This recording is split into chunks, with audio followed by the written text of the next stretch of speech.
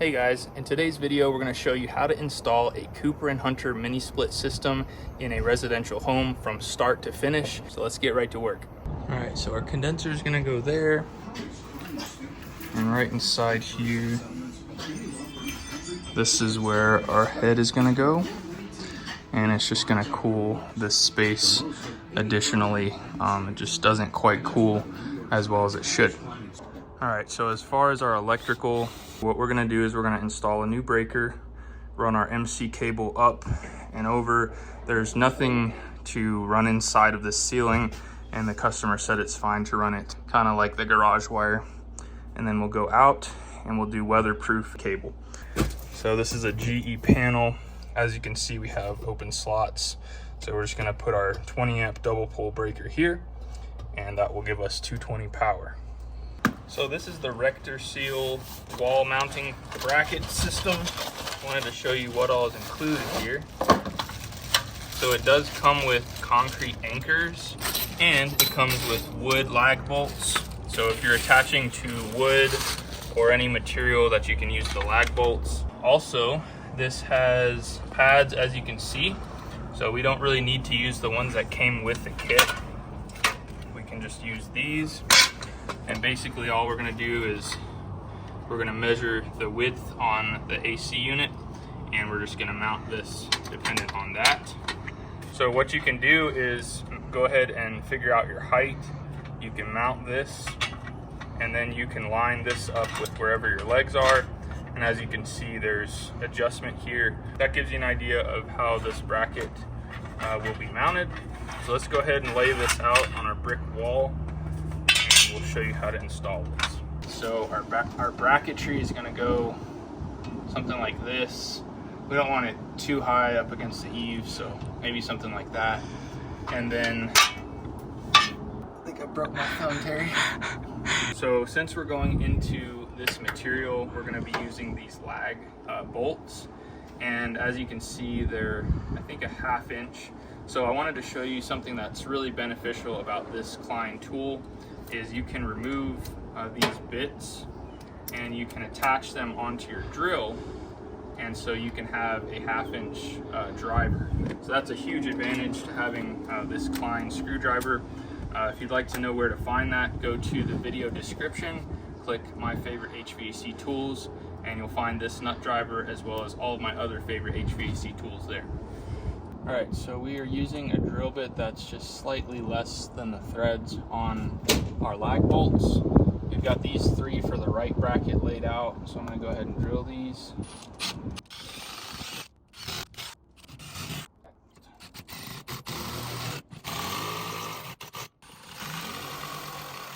Let's go ahead and loosely put our second bracket on, 17 3/4. And we have wiggle room here, so this doesn't have to be exact, but we're close to 17 3/4 there. So let's go ahead and make sure we're level, and then we'll make our hole marks here.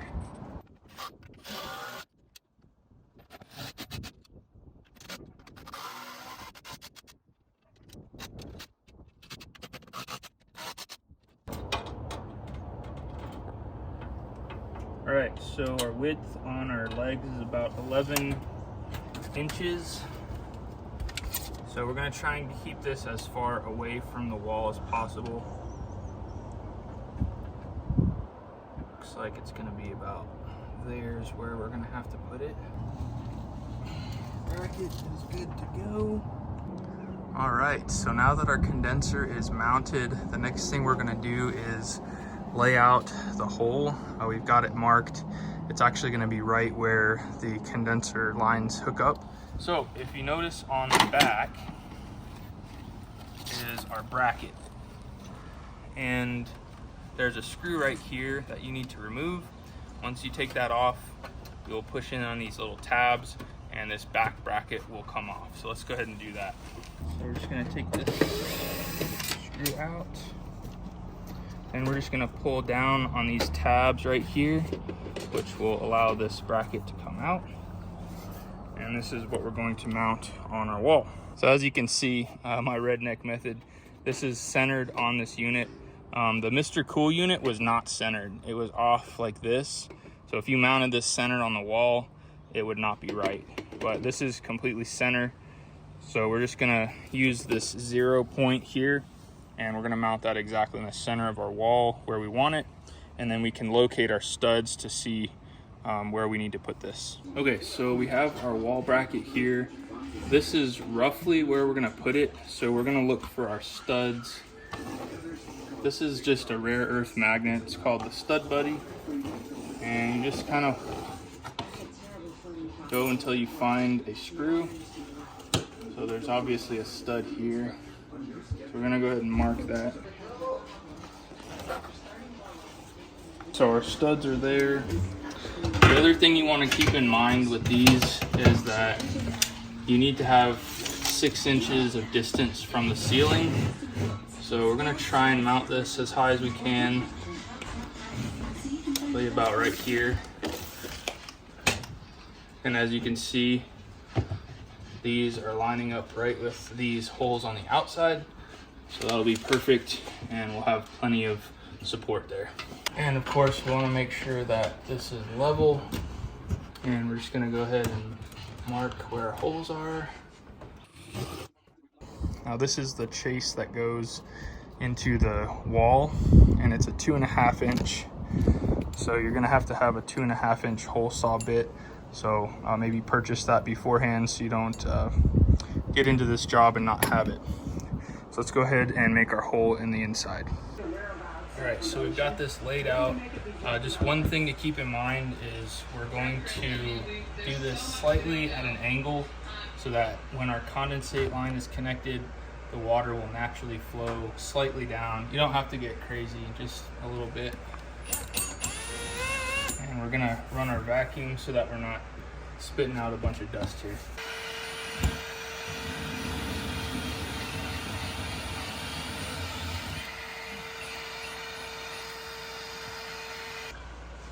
All right, so we're just using a hammer drill here with a small bit. Again, we're just using this kind of as a pilot. So we're gonna follow the trajectory of this, angle it down a little bit here.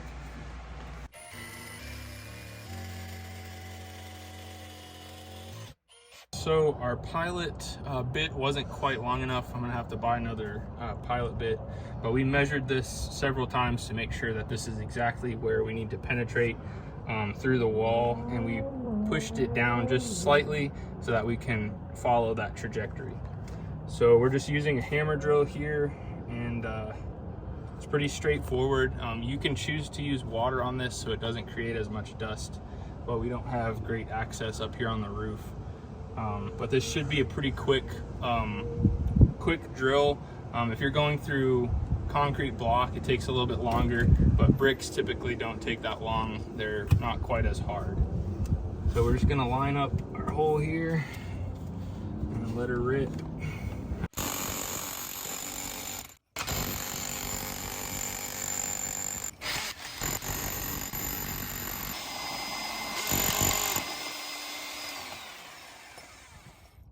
So our hole is done all the way through. Now what we're gonna do is we're just gonna feed this in. This is just gonna act kind of as a protectant against rubbing against this brick. We're not too concerned about the wood or insulation on the inside. That's not gonna do any damage, but this brick can definitely damage the line set. So we can put a bead of caulk around this, set it in place, and then we'll be ready to run our line set through. Okay, so this is something that I recommend that a lot of the other videos don't show, that I like to do. So we're gonna go ahead and pop this cover off. And this is going to allow us to move the refrigerant lines so that they're straight up and down 90 degrees. So if this unit was mounted like this, the refrigerant piping will come straight out and just do a 90 like this. So this is what I like to do. A lot of people just say to bend this to where it's 90 degrees. I like to actually cut the insulation at this bend and just verify that there's no kinks. If you don't, you won't really know, and you could get the system put in and have problems, and that would definitely not be good. So what we're going to do is we're going to slowly bend these pipes. Actually, I might just go ahead and cut this all the way down, and we'll reattach this later. So we'll just kind of get that out of the way, and you're just going to slowly work this 90 degrees, and you're just going to physically look at it, make sure there's no kinks. Thankfully, these lines are small enough that they're really hard to actually kink, so that's not a huge possibility, but it is there. So once you have that and you've confirmed that there's no kinks, we're just going to go ahead and rewrap this. All right, so this is another thing that I recommend that a lot of other videos don't show, but if there's any sort of gap here, even if you wrap this with the tape they give you and it condensates, you could end up with water running down your wall. I've actually seen that on other installations. So you want to make sure that you get all of these gaps completely sealed. I don't really care for the tape they give you, so I use Gorilla Tape. This is the best stuff. It's a little bit more expensive, but it does not come unstuck, and I definitely prefer it. So just make sure you don't have any gaps here.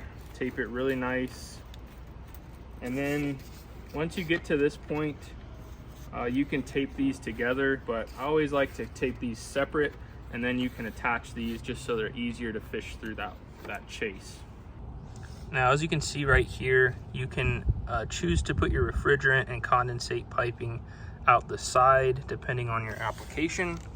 And if you wanted to do that, you would simply need to knock out this little tab and you can run your piping out there. All right, so now that our line set is ready to go, the only other thing we need to attach is our communication wire. So all we're gonna do is just pop this little cover off here, just like that. And as you can see, we're just gonna have 3 communication wires, and these are our ground terminals here. So we've got this fed through the back side. Just for reference, this is the correct end. These ones will go at the condensing unit. And so to start with, what we're going to do is take this block off. This is just like a strain relief, so it keeps these wires from moving around or potentially getting pulled out of the socket. So we're just going to set that aside. And these do not matter as long as you just match white. If white goes to 1, just match it on the condensing unit, white to 1, and so on. Give it a pull, make sure it's in there good. We'll do red to number 2, just like that, and black to number 3. And then lastly, both of these are ground terminals, so we're just going to take our green, just like that, and that is it, folks. So you can take a picture at this point, put the cover back on, and then just make note of it when you hook the condenser up. So let's go ahead and put this back on. So that's done. We'll go ahead and close this, and we can go ahead and hang it on our wall, and it should be a permanent installation once we put it up.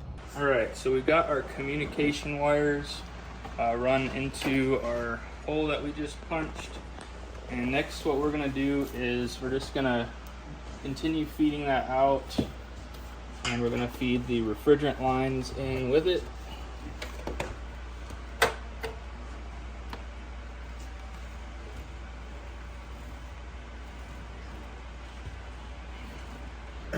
All right, so what we're gonna do is push this in, and we're gonna angle it slightly to where this hook grabs onto that guy.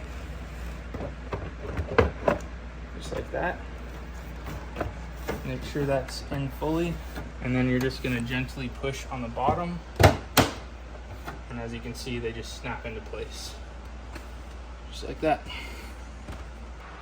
All right, so the head unit is installed, and that's the finished product.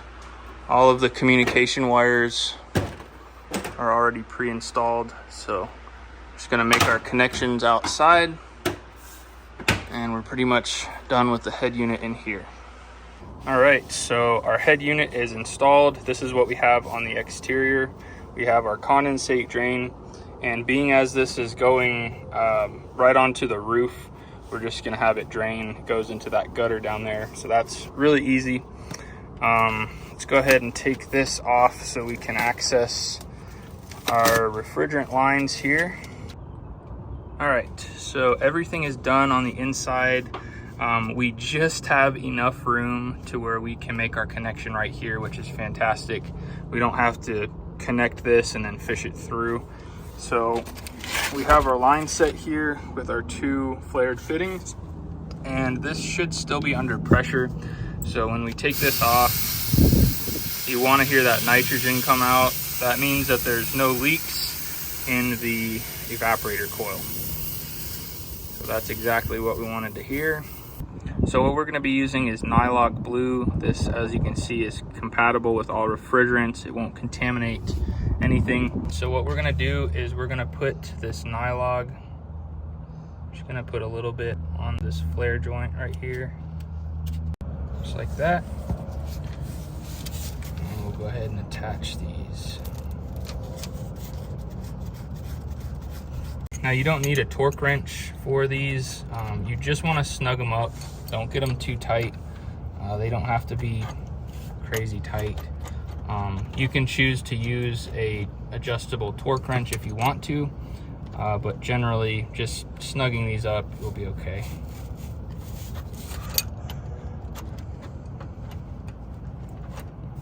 All right, so next we're gonna do the same for our suction line here. Put a little bit of Nylock on there.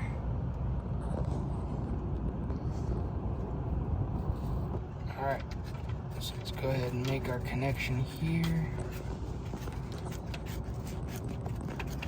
We got just enough room to get our adjustable back in there to hold it tight. And we're just gonna snug this up. Before we put our flange on or finish insulating this, we're gonna do our bends here. So this one's gonna go to this one. So we're gonna make our cut here, and we're gonna flare that joint. This one, let's go ahead and remove this, and we'll re-insulate it before we're done here. Just gonna do a gradual bend here. So this one is gonna be about right here. So what we're gonna be using for these flare joints is the Navac flare tool. Now you can choose to use a manual flare tool like this one, but I'm choosing to use this guy. If you're doing a lot of mini splits, this makes this process super easy. So you have these different bits here, different sizes. This one that we're working on is a 1/4 inch line, and it has this little lever to where all you do is hold this in place, and while you clamp it, it gives you a little stop there. So we're gonna lock it into place on this piece, and then we're just gonna press the button there, and it will do all of the flaring and everything for us. Now we have a readout too. If you press this light button, that shows what your battery percentage is. We're at 100%. So before you do this, you wanna make sure that you have the flare nut on already. So we're gonna go ahead and remove this guy right here, and then we're just gonna pop out this little tab here. Slide that on. Now we can do our flare. Okay, so we're just gonna slide this on, just like that. Lock it in place. Make sure that your arrows are lined up with the lines. That indicates that it's fully seated. press our button.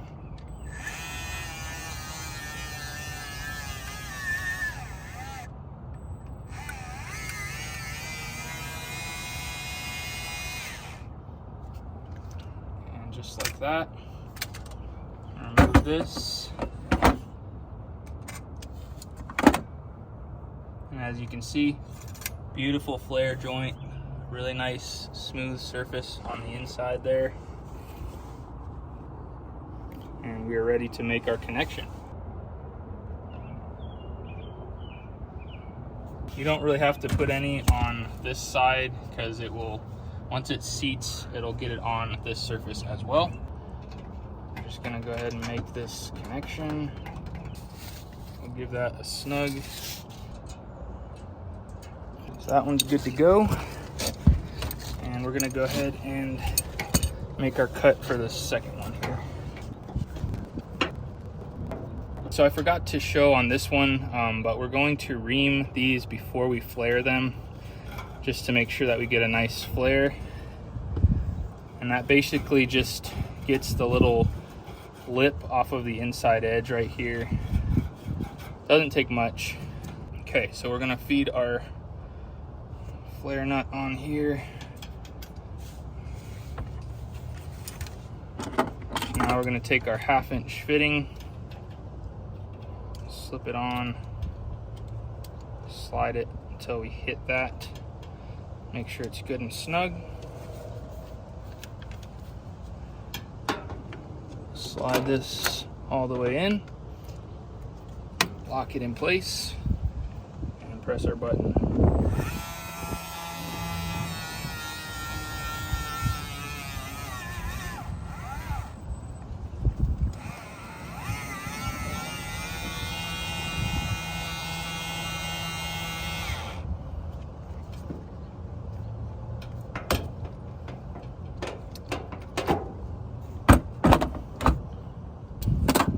Beautiful flares every single time. Beautiful. All right, so we're just gonna slide this back over like that. We'll get our nylog put on here and we'll make our connection.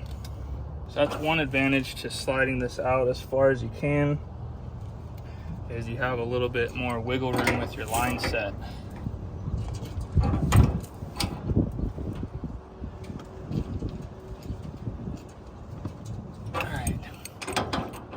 Double check this one here. All right, both of these are good to go. So our system should be ready for the pressure test. So the next thing that we're gonna do is we're gonna run our communication line. So this is basically going to run through this guy. So we'll go ahead and pop these two out.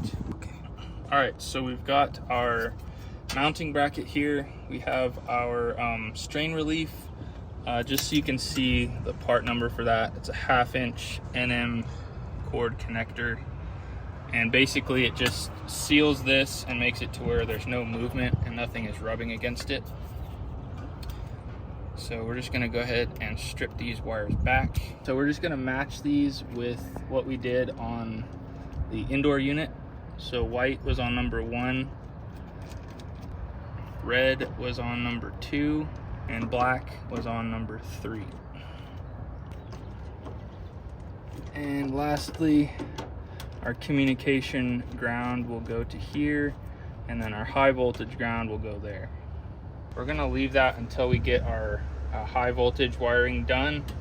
So what we're gonna do right now is just temporarily attach that right there. We're gonna go ahead and do our pressure test, and then we'll come back to this last with our high voltage wiring. All right, so we got our nitrogen tank here, and this is what we have to use on a lot of mini splits that have a 5/16. This is larger than your standard residential service port, and as you notice, there's only one on the suction line. So this is gonna be a 5/16 female that threads on, and it has a Schrader core depressor. And then this is going to be a 1/4 inch, which will be the same as your typical manifold hoses, and it also has a Schrader core inside. So we're just going to take our yellow from our manifold. We're going to hook it up to our nitrogen. I'll turn on our manifold here. And we're just going to take our low side, make sure there's nothing still in here. And we're going to hook our low side up to this guy. Make sure these are closed. Turn our nitrogen on. As you can see, we have plenty of PSI. We're going to test this at about 200 PSI. So we're just going to start feeding in nitrogen on the low side through the blue hose. This shouldn't take much because our line set is only about 4 feet long. All right, so we're gonna let that stabilize for about 5 minutes, and then we're gonna use the tightness feature on our S-Man gauge. All right, so this has been sitting for a few minutes. We're gonna go ahead and press the tightness test, press enter to start. So as you can see, our timer has started, and this is gonna give us our pressure drop. So we're gonna test for about 10 minutes, and we'll see where we're at. We're starting at 207.98, somewhere in that area. All right, so here's our panel. It is a GE panel, and as you can see, we've installed our 20 amp breaker here. Now, the way that these are laid out, if you have a double breaker, you have to give it a gap so that you're hitting both hot legs. So that's why we have this little gap here. But on our panel, you'll notice on our cover, we left this here because it's not up to code if you have an opening without a breaker there, because that's an electrical shock hazard. So we've got our breaker put in. What we're gonna do is we're gonna tap into one of these 1/2 inch tap outs. We're gonna run our MC cable up, and we're just gonna follow it along the same path as this black cord, and we're gonna run it straight down out of the wall, and then we'll do weatherproof conduit up to our disconnect. All right, so we've got our breaker wired in. We've got our black and white wires attached there. Our ground is going to the ground lug, and we're just doing conduit here. We're just gonna run it all the way out to the exterior there where we'll put our disconnect. So we'll show you what it looks like. We're gonna go ahead and pop this cover on.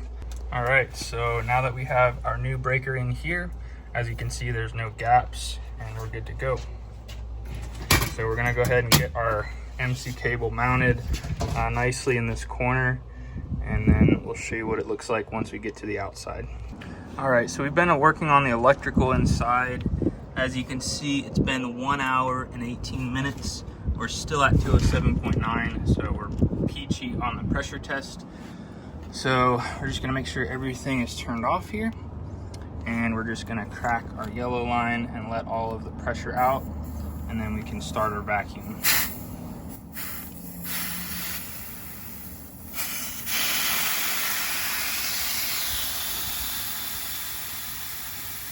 All right, so we just got our hole drilled through this brick. We're gonna mount our disconnect right here, which is probably the easiest point to disconnect this if there is an emergency, instead of having to climb up there on the roof. And then we've got our weather tight conduit, 1/2 inch conduit. We've got the wire pulled through the proper length, and we've got one fitting. So this straight fitting will come out of here, and our conduit will come up and over up to the unit, and then we're going to cut it to length and connect it at the unit. All right, so we got our disconnect wired up for our load side. So as you can see on the panel here, load, so the AC unit would go on the outer two, and line from the house will go to the middle two lugs. So we got this pre-wired. Once we get our wire stubbed out here, we'll connect it to the line side, and then we'll be good to go. All right, so we've got our 5/16 Schrader core removal tool. This not only is a 5/16, but it goes from 5/16 for a mini split down to quarter, which is what our typical hoses are going to be 1/4 inch. So really nice tool to have for mini splits. Then we have this ball valve that we can isolate our Micron gauge in order to let the refrigerant in. And we have our CPS Micron gauge, the True Blue massive hose to the Navac 4 CFM pump. So let's go ahead and cut it on. It's 4/16 starting our vacuum. So let's see how quick we can get it to where we need to be. This vacuum pump has a slow start. It can run for 60 minutes on a full battery. This is a 9 amp hour Milwaukee, and I've got the Makita to Milwaukee adapter. I've got a separate video on how I made that work. But if you're curious on that, leave me a comment in the comments section. So I can typically pump down a system in 10 minutes. That means this system will pump down over 5 systems on one battery charge, which I really love. So we just got that opened up. Again, it's 4/17. So let's see how quick we can pump this down.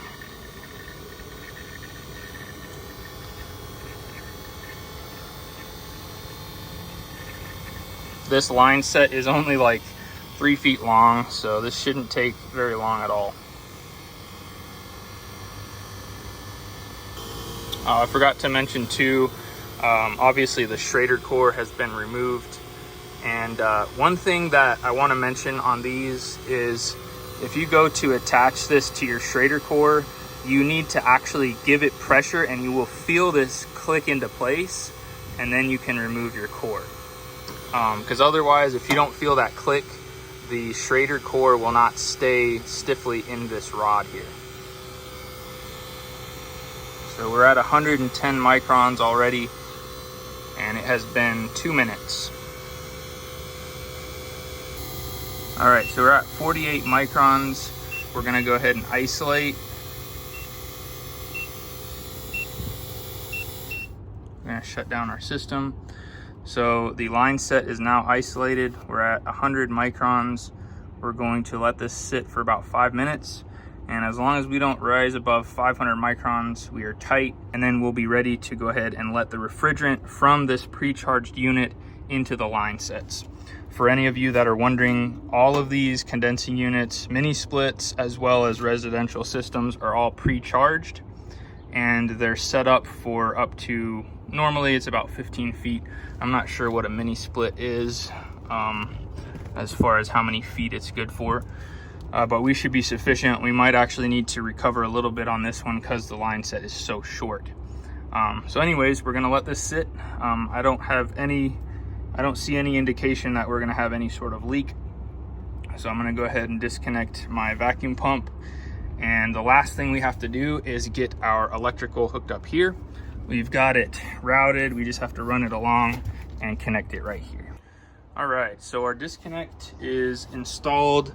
So we have our wires coming from the garage going to these middle two, and for the AC going out here. Everything is sealed back behind there, and we can go ahead and pop our disconnect in. All right, so that's done. We have our liquid tight going up. We're gonna follow this all the way to the AC unit, and then we will be ready to go. All right, so it's been 10 minutes. We've risen to 230, so we are tight. As long as we're below 500, we are totally good. So with that being said, the last thing we need to do is open up our valves. And what I've been told is to open the high side slowly. So that's what I'm gonna do. Just gonna crack this line.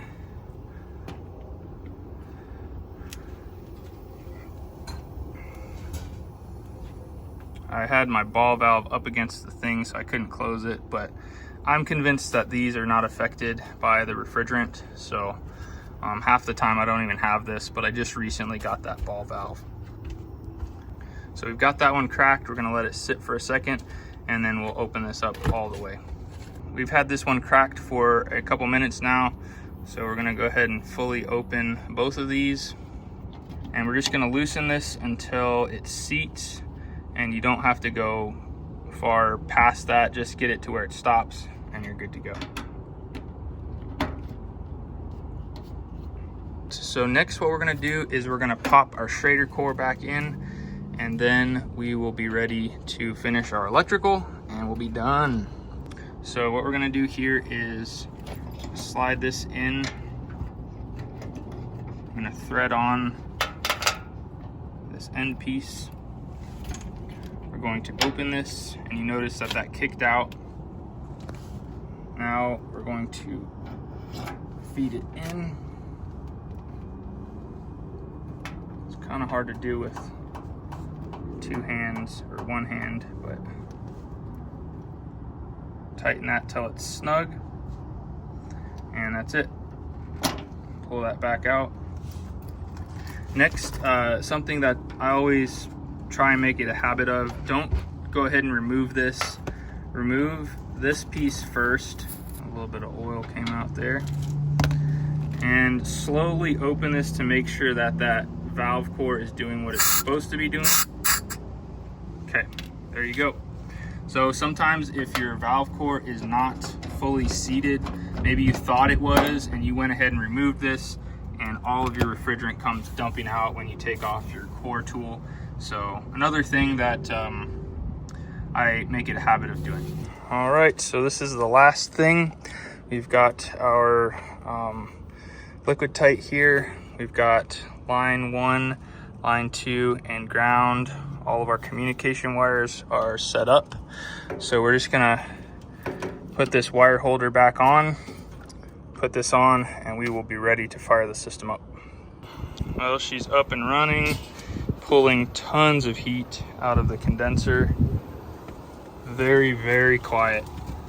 I'm standing right next to this thing, and it almost just sounds like a fridge. So customer is super happy how quiet it is, and it's going to give them the extra capacity for that living space. They want to cool it overnight, and it's going to be really nice for them.